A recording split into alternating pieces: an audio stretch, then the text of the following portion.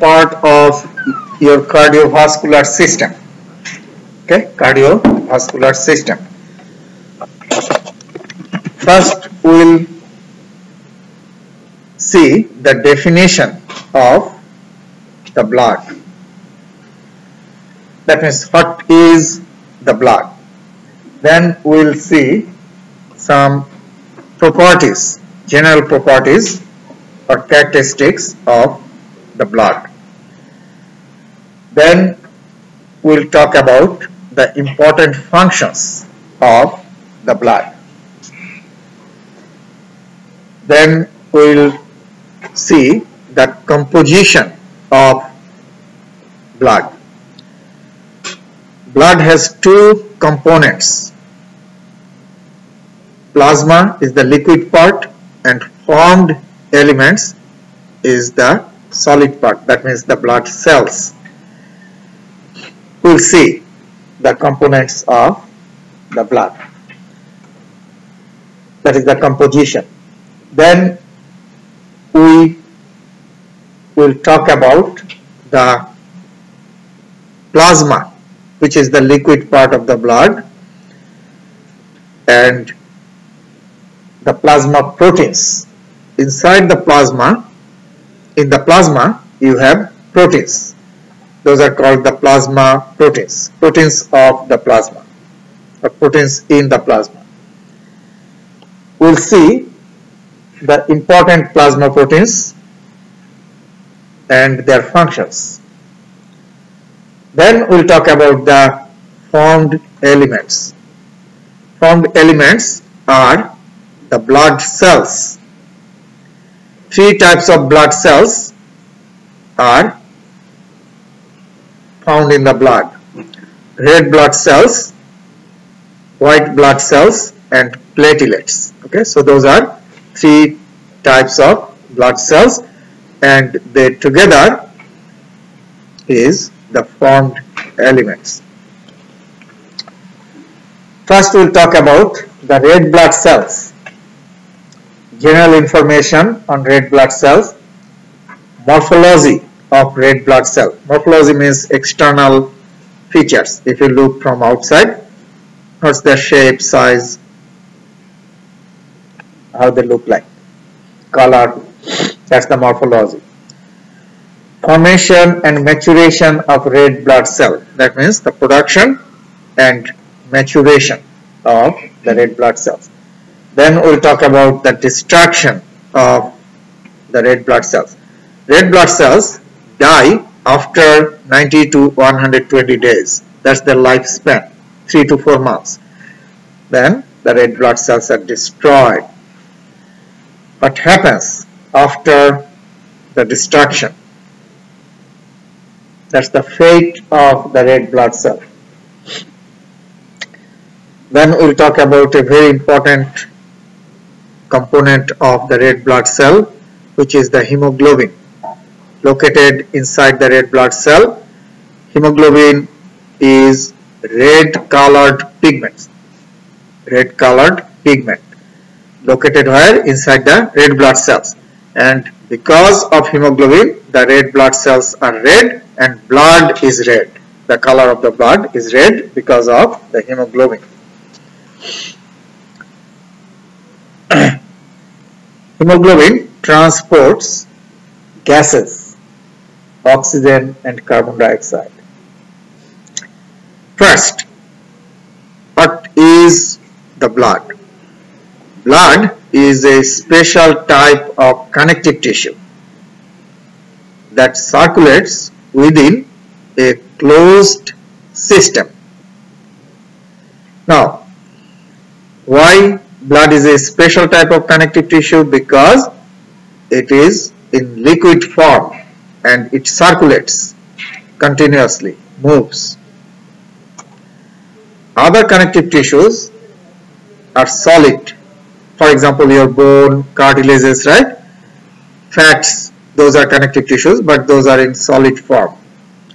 Blood is the only connective tissue which is in liquid form and circulates. It circulates where? Inside a closed system. That means inside the heart and the blood vessels. Heart and blood vessels together form the closed system. So it must circulate within the heart and the blood vessels. It won't get outside.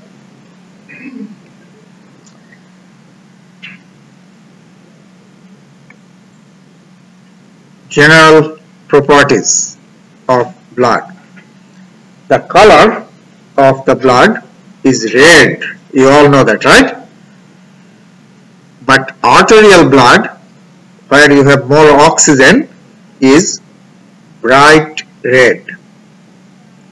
Venous blood, where you have less oxygen, more carbon dioxide, the blood is dark red. pH of the blood is between 7.35 to 7.45. That means it is slightly alkaline. You know, if the pH is 7.0, 7.4, that is neutral. You all know it. If the pH is above 7.0, it is alkaline. Below 7.0 is acidic. Since the pH of blood is 7.35 to 7.45, it is slightly alkaline. Make sense? Which is good if your blood becomes acidic. Is that good? No. You know, acid is harmful. Can kill the cells, right? Sometimes the pH of blood, if the pH of blood goes below 7.35, it is moving towards what? Acidic. In that case, we say acidosis. Okay? If the pH goes above 7.45, we say alkalosis. That happens, but those are not normal conditions. Acidosis or alkalosis, both could be harmful for the body. So that means what? The pH must be maintained, right, within that range, 7.35 to 7.45. It should not go below or above that. Now the question is how the blood pH is maintained. You have buffers in your blood. Those are called blood buffers. Make sense?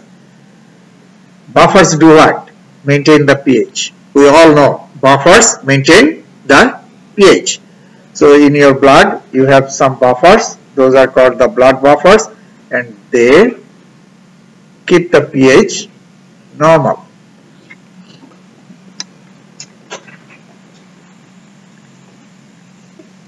Viscosity of the blood is high, 5 times more than water. Viscosity means thickness and stickiness. So blood is 5 times thicker than the water. Temperature. Blood is slightly warmer than the body. The temperature of blood is 38 degrees Celsius, which is slightly warmer than the body. The volume, total volume of blood in adult male is 5 to 6 liters, and in adult female it is less. The total volume is 4 to 5 liters. Why in female body has less blood? Yes, the size, average size is smaller, right? That is number one. Number two, female body has more fats than male, right? Male has more muscles usually, Not always true. Okay, so more muscles. Muscles contain more blood than the fats. Make sense? Even if you take a same sized man and women, okay, you will see the blood volume is more in male because muscle is more. Muscle contains more water or blood than the fats.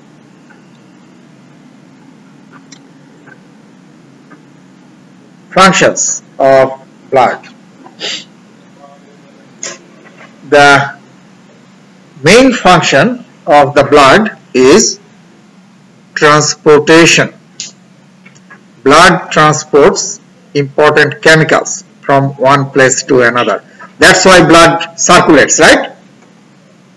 Continuously moving to transport the chemicals. Which chemicals your blood transports? Number one, gases, right? Oxygen and carbon dioxide, you are right. So gases, oxygen and carbon dioxide. Oxygen is taken from the lung to the tissues because tissue needs oxygen, right?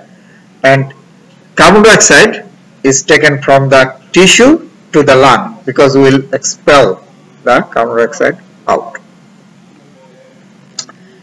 Blood transports hormones.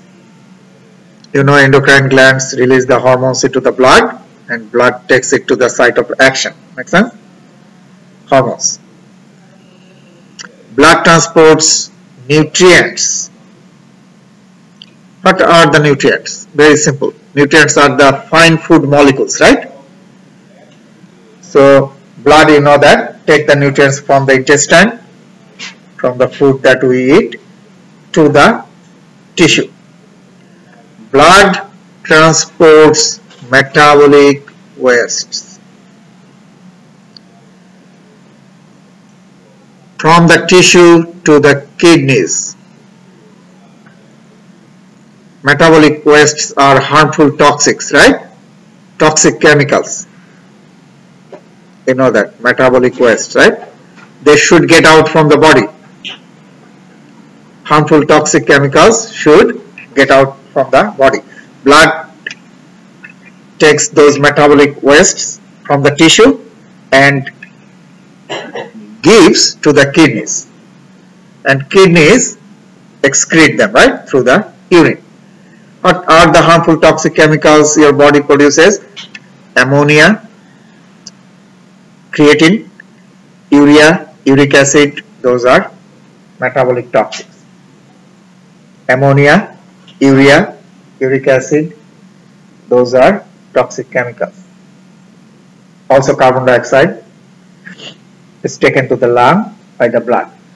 Number two, regulation of pH. As I have mentioned, in your blood you have buffers, right, called the blood buffers. And buffers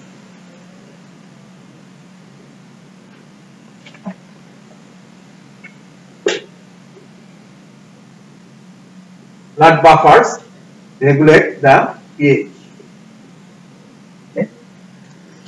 So your body will not become acidic, acidosis or alkalosis will not occur. Coagulation is the formation of clot, the process of formation of clot, and coagulation helps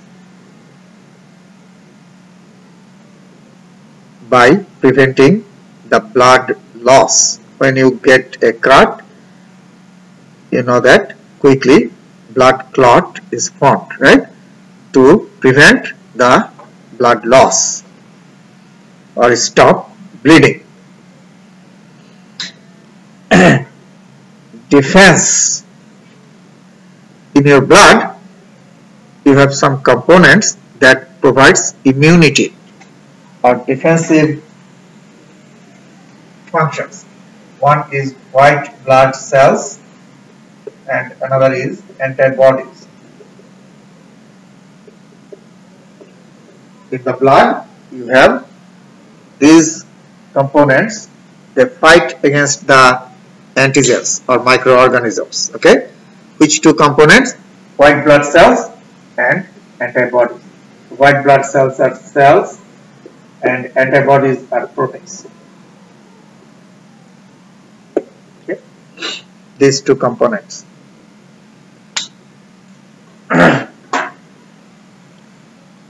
Stabilization of body temperature. If your body temperature increases, what happens in the skin, that means in the surface of your body, right? Skin is in the body surface, vasodilatation occurs. Vasodilation or dilatation occurs. That means what? Throughout the skin, more blood will flow there, right? If blood vessels dilate, more blood will circulate in the body surface. Is it clear? Make sense? Okay. So, when more blood circulates in the body surface or in the skin, heat will get out easily from through the skin to the outside. Okay. So, heat will easily get out through the skin and body temperature will go down. Okay. So, that's how blood mainly regulates the body temperature. Help in excretion of metabolic wastes. Those harmful chemicals are produced in your body during metabolism. Regularly, those should be removed from the body. So, those are the important functions. Composition of blood. If you take some blood in a test tube,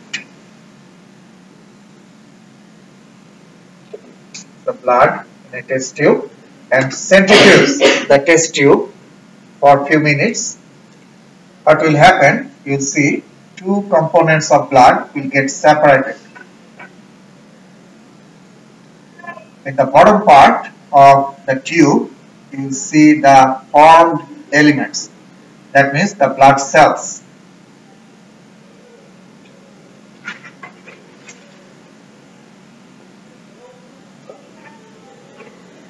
Those are the blood cells. And in the top part, you will see the liquid. So those two components will get separated. That's the plasma.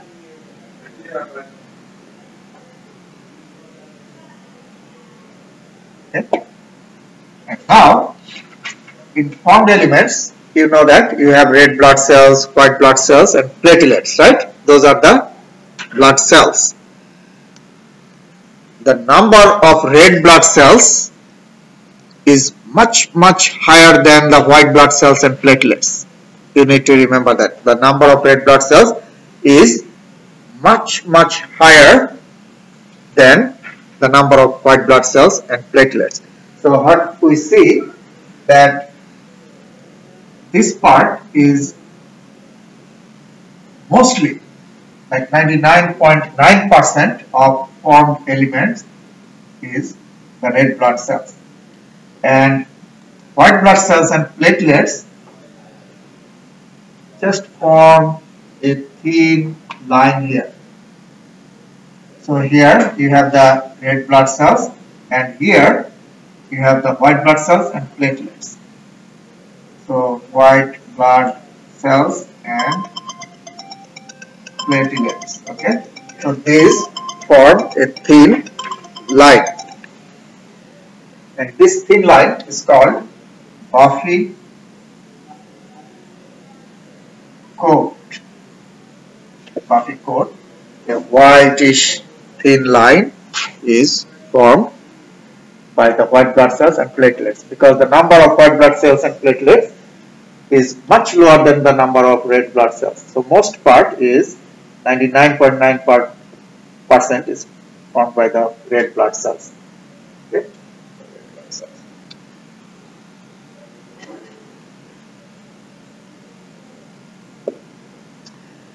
And now, if you take 100 milliliter of blood, total blood here is 100 milliliter, and if you do centrifuge for a few minutes, what we see that this volume is about 45%. That means 45 milliliter, and the liquid part is about 55%. That means in 100 milliliter of blood, if you measure here 45 milliliter formed elements, that is 45%, and 55 milliliter is the plasma. Is it clear? Okay. Now this volume of formed elements is called the hematocrit. Hematocrit value. The percent volume of the formed elements in the blood. I am repeating again, the percent volume of the formed elements in the blood. Okay. We measure the hematocrit value, which is important because that tells the number of blood cells you have, right?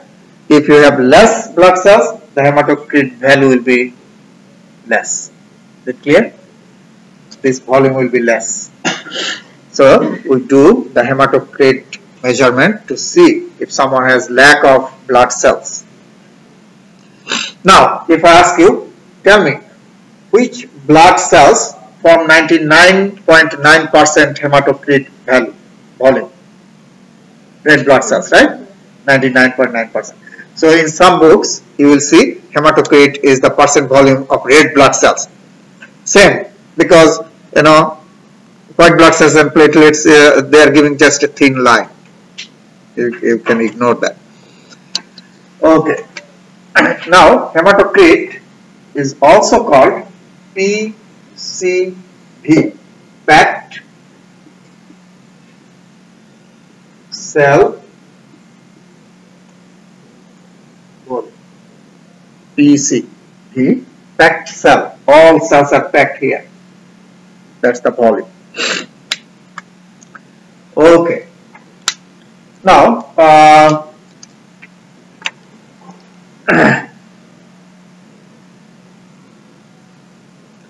we'll see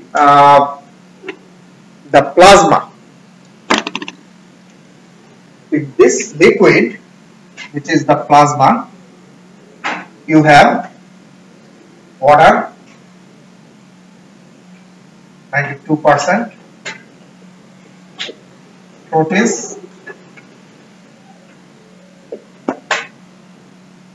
6 to 7%, here I said 7%,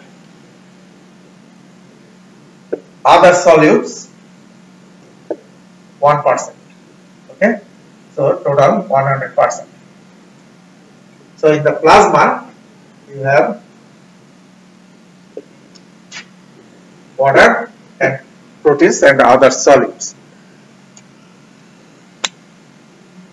The proteins in the plasma are called plasma proteins. That's simple. Proteins in the plasma are plasma proteins. Okay. There are different types of plasma proteins, but 3 plasma proteins are very important. Those are important plasma proteins: albumins,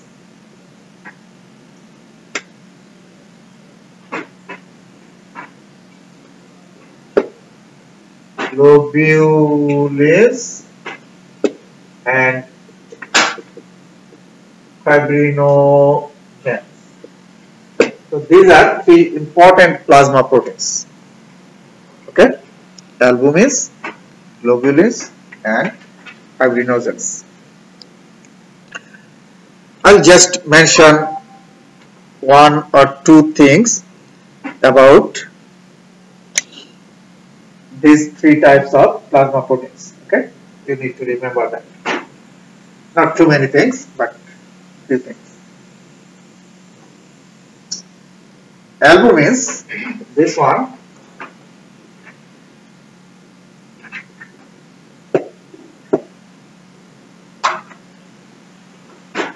is responsible for colloid osmotic pressure. So, albumins maintain the colloid osmotic pressure. also called colloidal osmotic pressure. And another function is transport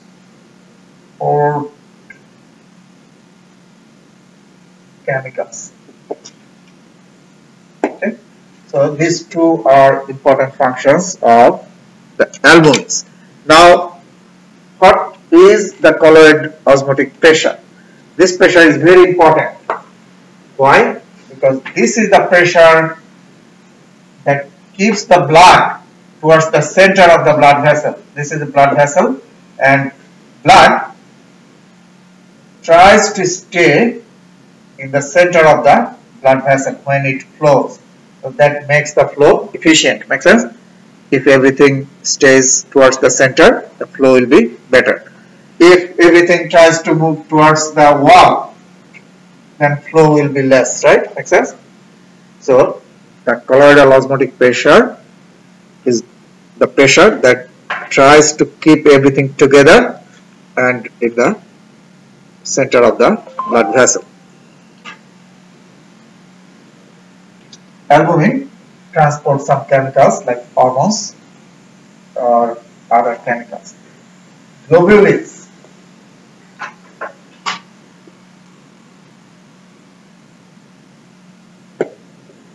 Globulins are mainly responsible for immunity. Globulins are antibodies.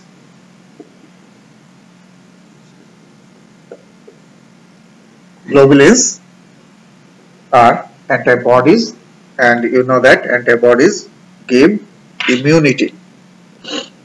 Another function is transport chemicals. So some chemicals are transported by albumins, some chemicals are transported by globulins. Okay. Then fibrinogens. Fibrinogens are responsible for blood clot formation, coagulation. Very important function. Okay. Fibrinogens, when coagulation occurs, fibrinogens form fibrin fibers. These are the fibrin fibers.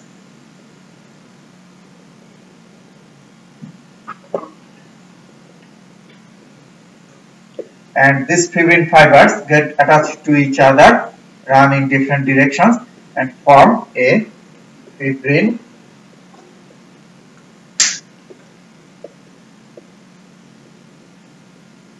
mesh. Okay. Fibrin mesh is formed by the fibers. The fibers go in different directions and get attached to each other and form a network. That is the fibrin mesh.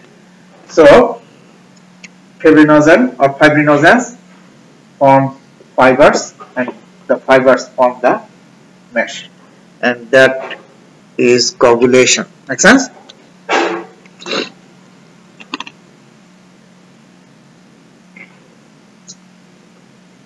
Okay, here you see they have shown those two components of blood, plasma and the formed elements. Formed elements include three types of blood cells, right? Red blood cells, white blood cells, and platelets. Those are the blood cells. And red blood cells are in million. Remember, million. If you just take 1 microliter, very small amount of blood, and count the red blood cell in it, microliter, just think that how small. You will find millions of red blood cells. Is it clear? If you take 1 microliter of blood and count the white blood cells, the number of white blood cells is in 1000. Okay, so much lower than the number of red blood cells. White blood cells, there are 5 different types of white blood cells. We'll talk about those 5 different types later. Just know that there are 5 different types of white blood cells. in the blood, and these are the platelets, very tiny cells in the blood.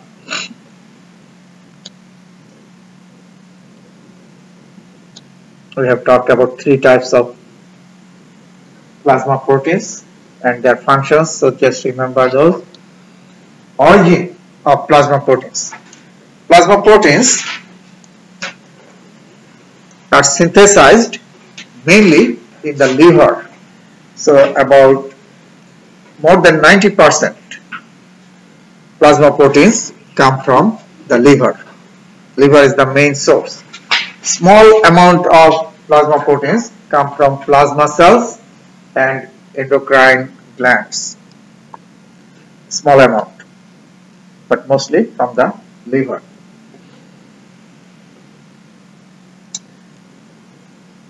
Red blood cells, white blood cells and platelets, those belong to the formed elements.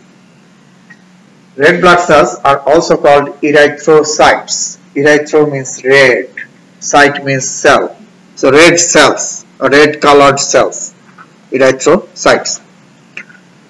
White blood cells are also called leukocytes. Leuko means white, cyte is cell. So white colored cell. And platelets are also called thrombocytes. Thrombocytes. Now, the main function of red blood cells is transportation of gases, oxygen and carbon dioxide. Because you know that inside the red blood cell you have the pigment, red pigment, that is called what? Hemoglobin, right?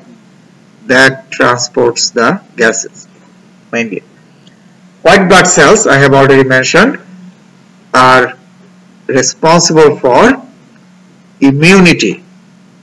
White blood cells are responsible for immunity. Platelets are responsible for blood clot formation. Now you tell me, platelets are responsible for what? Blood clot formation, right? I have already mentioned another component of blood that is responsible for blood clot formation, plasma protein. Which one? Fibrinogens, right? So now you got 2 things in your blood that helps in clot formation. Clear? Which cells? Platelets. Which plasma protein? Fibrinogens. Make sense? So those are the 2 things help in blood clot formation. Platelets do what? Platelets get attached to each other and form a plug. This is called the platelet plug. Okay? Platelets get attached to each other and form a plug. And this is what? Fibrin mesh, right? This fibrin mesh will then cover that platelet plug and make it strong, stabilizes the clot. Make sense? That plug. And those 2 together is the clot.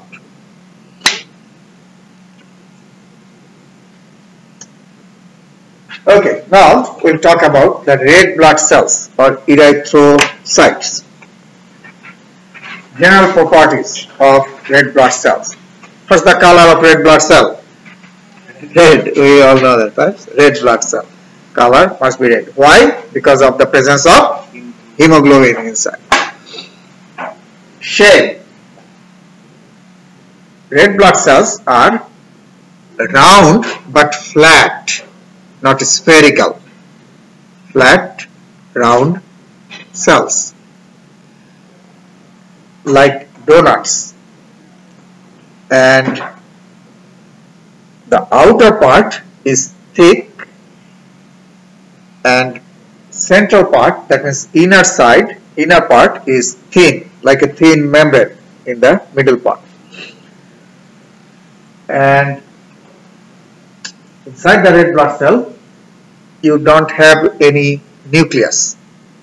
Inside the mature red blood cells, you don't have any nucleus. That means anucleated or non-nucleated. Make sense? Absence of nucleus. But you have what? Hemoglobin. No nucleus, but hemoglobin is present. Now, having the flat shape or flattened shape, red blood cells have a couple of advantages. What are those advantages? One is, just think this way.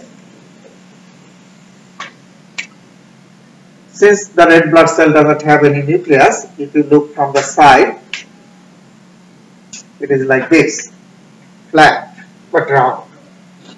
Okay, and no nucleus, so it is flat, but you have hemoglobin inside. So this is the hemoglobin. Okay, this is the cell membrane. Okay. Now, oxygen, we know that enters into the red blood cell and binds with the hemoglobin, right? Because hemoglobin transports the gases. And in the lung, what happens? Oxygen enters into the red blood cell and binds with the hemoglobin in the lung, right? Because blood gets oxygen in the lung. And when blood goes to the tissue, oxygen is released. Now, since the red blood cell is flat, you see the hemoglobin is very close to the cell membrane. Make sense? Comes very close to the cell membrane. So oxygen can easily get in and out quickly. If the red blood cell was like other cells, round like this, here you have the hemoglobin, it's long way, right? Make sense? Long way. Since it is flat, the membrane is very close to the hemoglobin inside. So oxygen can easily get in and out and bind with and get released. That is number one. Number two, since it is flat, it can squeeze, get folded easily, right? And pass through the narrow capillaries. Make sense? Just think a soccer ball, if it is filled with air, you cannot make it small, right? But if you take the air out, now it is flat, you can make it small, like fold it a little bit and make it small. So red blood cells can get folded and squeeze or pass through the narrow capillaries. Even those capillaries are smaller in diameter than the red blood cells diameter. Okay.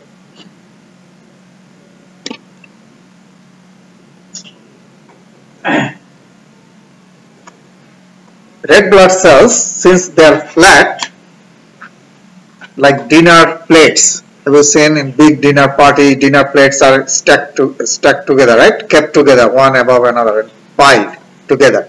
So red blood cells, since they are flat and round, they get attached to each other easily and form columns inside the blood vessels. And those columns are called rouleaux formation. And they can easily pass through the blood vessels. Count of the red blood cells. In 1 microliter of blood, you have million. You remember I said? So, in adult male, the number of red blood cell in 1 microliter of blood is between 4.5 to 6.3 million. Now just think, 1 microliter is very small amount of blood, right? In which you have millions of red blood cells. In female, the count is lower, 4.2 to 5.5 million. Now, why? The number of red blood cell is more in male than the female. Anybody? Size has nothing to do with the count, because when we count, we take 1 microliter from male, 1 microliter from female. We don't care how much blood you have, right? Same amount.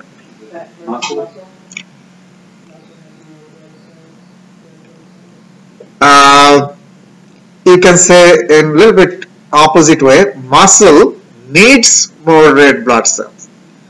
Why? Because, now tell me why. Metabolism is more in muscle than the fats, right? So male body has more metabolism because male body has more muscles. Make sense? Metabolism needs more red blood cells. Now you tell me why. Oxygen. Where metabolism occurs more, you need to supply more oxygen, right? So you need more red blood cells to supply or transport oxygen, more oxygen. Make sense? So that's why. Number one. Number two, the male sex hormone testosterone, that stimulates the bone marrow to produce more red blood cells. So because of those two factors, the male blood has more red blood cells than the female. Male sex hormone stimulates the bone marrow to produce new blood cells. Now you tell me, what should be in children, growing children? The count should be much higher than the male and female, adult male and female. Why? Because you know that a lot of metabolism occurs in growing body, right?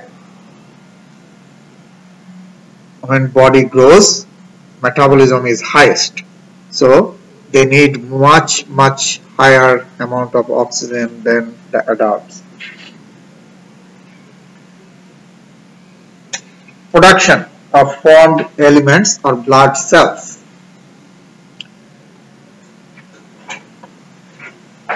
Blood cells come from the stem cells present in the bone marrow, and those stem cells are called hemocytoblasts.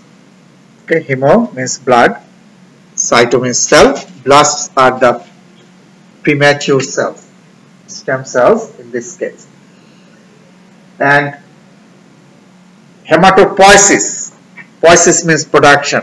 Okay, remember, poiesis refers to production and hemato refers to blood.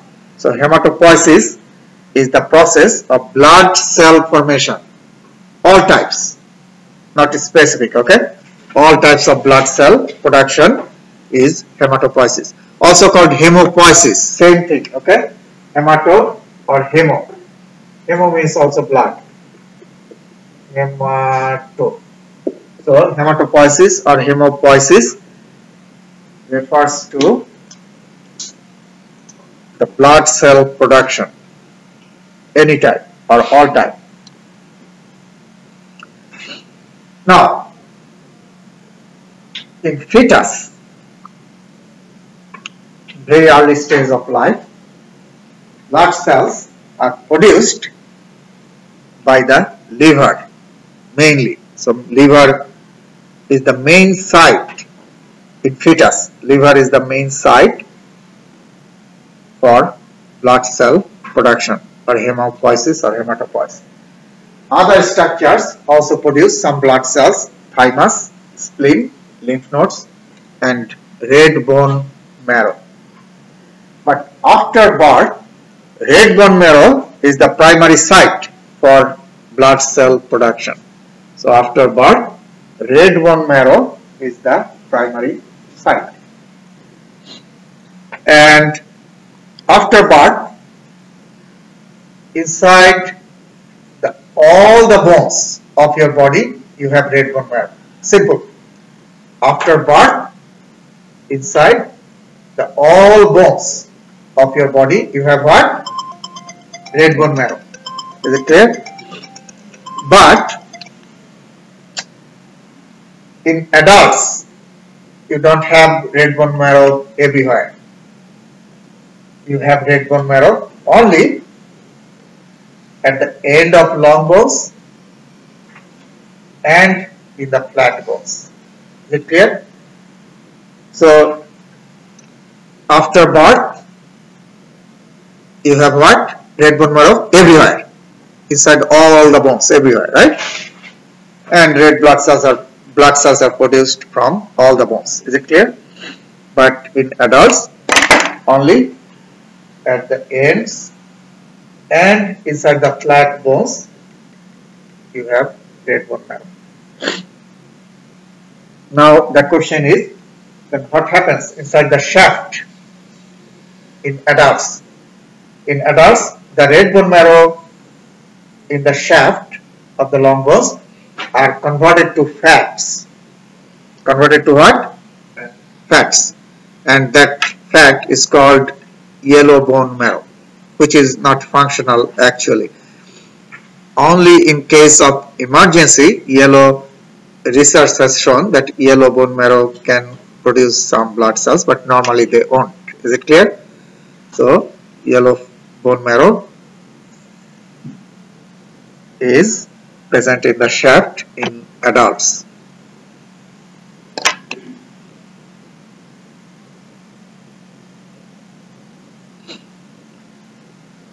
Now, if I mention the production of red blood cells only, not all types of blood cells, okay? That is called erythropoiesis. Poiesis means what? Production, right? And erythro refers to erythrocytes, red blood cells. So erythropoiesis. So hematopoiesis is any type, all types. And erythropoiesis is specifically red blood cells. And there are some factors that influence the erythropoiesis. What are the factors? I have already mentioned one or two. One is male sex hormone. You remember? Testosterone, that stimulates the bone marrow to produce the blood cells, red blood cells more. Another one, metabolism, that means oxygen. So if someone has lack of oxygen, what will happen? More red blood cells will be produced. Because lack of oxygen will stimulate the bone marrow to produce more red blood cell, because more red blood cell will do what? Carry more oxygen. That is hypoxia. Lack of oxygen in the tissue is called what? Hypoxia. So hypoxia, if you go on the top of the mountain where you have less oxygen, right? Pressure, you will have hypoxia. Make sense? In that case, your red blood cell count will go what? Up, to carry more oxygen to the tissue, because tissue is suffering from lack of oxygen. Is it clear? Another chemical that is called erythropoietin.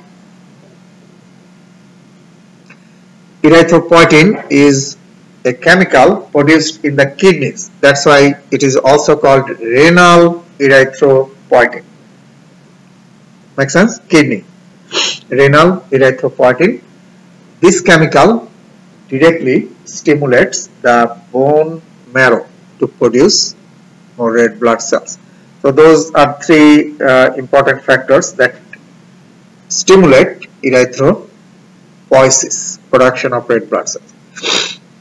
Now, when the renal erythropoietin is produced in the kidneys, when someone gets, when the kidneys, the blood flow in the kidney is reduced, okay? Blood flow in the kidney is reduced, kidney gets hypoxia. Make sense? Less oxygen. That stimulates the kidney tissue to produce erythropoietin. Okay? So hypoxia in the kidney stimulates the production of the renal erythropoietin. Maturation of the red blood cells. The red blood cells come from proerythroblasts. Now you remember one thing. Before I told you that the stem cell for blood cells are called hemocytoblasts, right? Stem cell for all type of blood cells, hemocytoblasts. Then hemocytoblast produces all types of blood cells, all types of cells, blood cells. Okay, that's why this stem cell This is called pluripotent stem cell. Pluripotent stem cell. That means it can produce any type of blood cells. Makes sense? It can produce red blood cells, it can produce white blood cells, it can produce platelets. Is it clear? Pluripotent. Okay? It has potential to produce any type of blood cells. Is it clear? This is one type of stem cell, very early stage. Then some hemocytoblasts produce pro-erythroblasts. This is also a stem cell, but not pluripotent stem cell. Why it is not pluripotent? Because you see here the name erythro. That means it is the stem cell for what? Which cell? Erythro. Erythrocytes are what? Red blood cells, right? When you will hear erythro, that means red blood cells. So this is the stem cell for red blood cell. It is telling you erythro, pro-erythroblast. So definitely it will produce what? Red blood cells. Clear? Only red blood cell. Yeah, that's why it is erythro, right? So is it pluripotent stem cell or unipotent? Uni means one type. It will not produce white blood cell or platelets. Make sense? So it becomes unipotent stem cells. And finally, this one will produce the red blood cell, erythrocyte. So you now know that stem cells could be different types, right? We say pluripotent, multipotent, unipotent, okay? And pluripotents are very highly potent. They have high capacity to go to any direction, right? And produce any type of cells. Anyway, so pro-erythroblast. Then pro-erythroblast is the stem cell for the red blood cells, and it goes through different stages of maturation. Here you see pro-erythroblast becomes erythroblasts. Then erythroblasts become polychromatophilic erythroblast.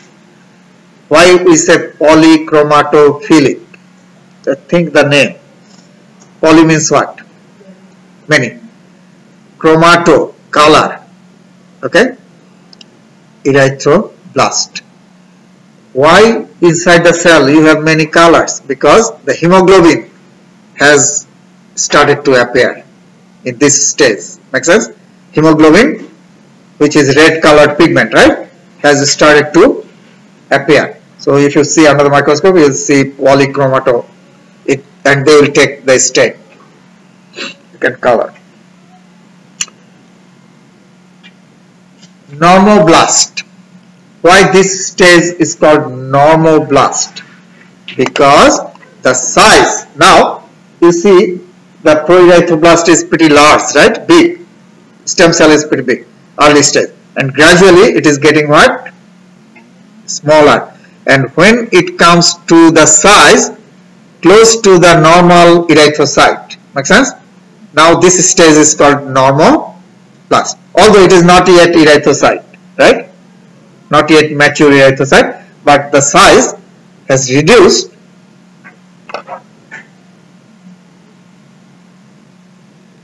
to the size of the mature red blood cell. Came to the size of mature red blood cell. Make sense? That's why we say now normal size. That's the normal size. Normoblast. And then next, when the normoblast turns to reticulocyte, before that the ejection of nucleus occurs. That means the nucleus is pushed out from the cell and the cell becomes enucleated, non-nucleated. In reticulocyte, you don't have any nucleus inside. Make sense? No nucleus. and then reticulocytes enter into the blood vessel, capillaries, circulation, and start to flow as erythrocyte. Now, if I want to see what are the important changes that occur during the maturation, you can easily tell, right? Size gets bigger or smaller? Smaller. So reduction of cell size, right? Number 2, who disappears and who appears? Nucleus disappears and hemoglobin appears. Make sense? So those are 3 important changes during the maturation of a red blood cell. Reduction of cell size, appearance of hemoglobin, that's why it becomes polychromatophilic, right? And ejection or disappearance of nucleus. So mature red blood cell has no nucleus, but it has what? Hemoglobin. Is it clear? Now you tell me, immature is just opposite. Immature red blood cell has what? Doesn't have what? Make sense? So that's why hemoglobin should appear, nucleus should disappear. Okay, opposite. And the size is bigger in early stage. Can the immature red blood cells carry oxygen? What do you think? They don't have hemoglobin, so they are not able to carry oxygen, right? They are non-functional actually. The function of red blood cell is transportation of gases. They can't. Hemoglobin, red pigments inside the red blood cell. The normal concentration of hemoglobin in adult male is 14 to 18 gram in deciliter of blood. That means how much? Deci means what? 100 milliliter, right? 1/10 of a liter. Deciliter. So in 100 milliliter of blood, you have 14 to 18 gram of hemoglobin in adult male. You have 12 to 16 gram in 100 milliliter in adult female. Very simple. Why female has less hemoglobin? Because the count of red blood cell is low. If I take 100 milliliter of blood, just think, from male and female, in male you have more red blood cell, so you will have more hemoglobin total amount. The structure of hemoglobin. Hemoglobin molecule, each hemoglobin molecule has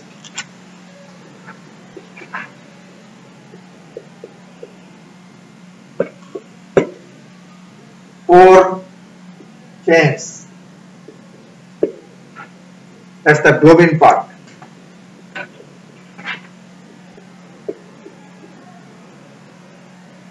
Okay, 4 chains, 2 alpha, 2 beta. So in each hemoglobin molecule you have 4 chains, that is the globin part of hemoglobin. And what are those 4 chains? 2 alpha, 2 beta. Alpha 1, alpha 2, beta 1, beta 2. And you have 4 heme. And for heme,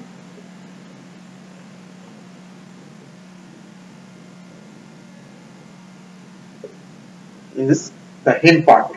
Okay, so globin part is the protein chains, and heme part has 4 heme, and in each chain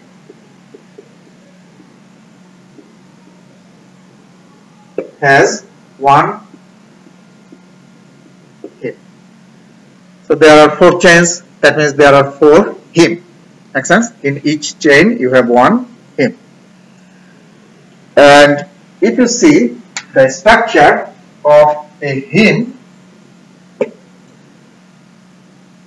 in the center of the heme you have iron.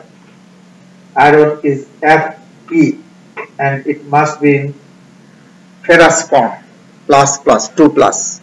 So that is the iron, and you have other chemicals around. So this is the heme. Iron in the center and other chemicals around.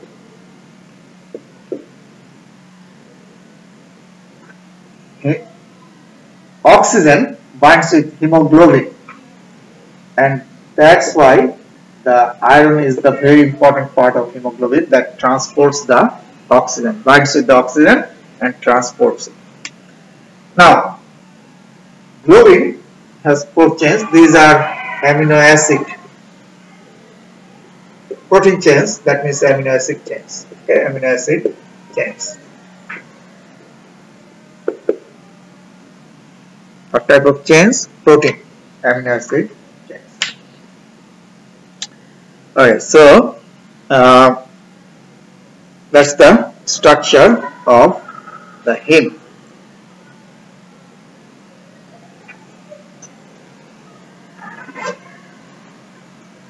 Fate of the red blood cells.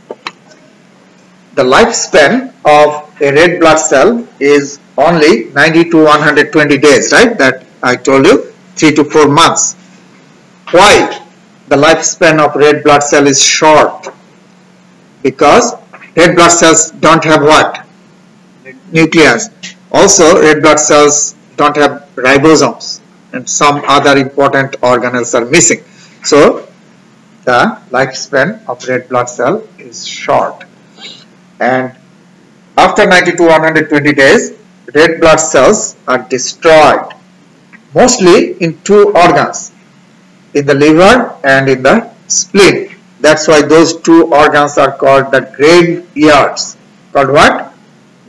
Graveyards for red blood cells, right? They are mostly destroyed in those 2 organs. Small amount of red blood cells are destroyed in the blood. Now, what happens? Most of the red blood cells in those 2 organs are engulfed by the macrophages in the liver and the spleen. Okay, macrophages do what? Do phagocytize, engulf the red blood cells, old red blood cells, and destroy the cell membrane. Hemolysis. Is it clear? So who will come out from the red blood cell? Hemoglobin, because we know hemoglobin is inside the red blood cell, and hemoglobin has how many parts? Heme and globin. Those 2 parts will get what? Separated. Clear? Now, first let's see the globin part. Globin part has what? Amino acid chains, right? So those amino acid chains will be recycled, will be reused. Those are important, right? We don't let them get out from the body. So amino acids will be reused to produce new hemoglobin. Okay, that is number 1. That is the fate of globin part. Now heme has iron in the center and other chemicals around, right? Iron will be recycled. This will be recycled too. So iron will be used again to produce new hemoglobin. Now, who will not be recycled? The other chemicals of the heme. These other chemicals of the heme will be converted to bilirubin.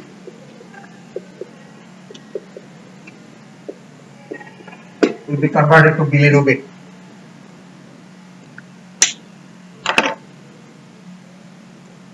Anybody knows the color of bilirubin? Say loud. Yellow. You should know bilirubin. Bilirubin is yellow colored pigment, right? And red blood cells are continuously dying, right, in the body.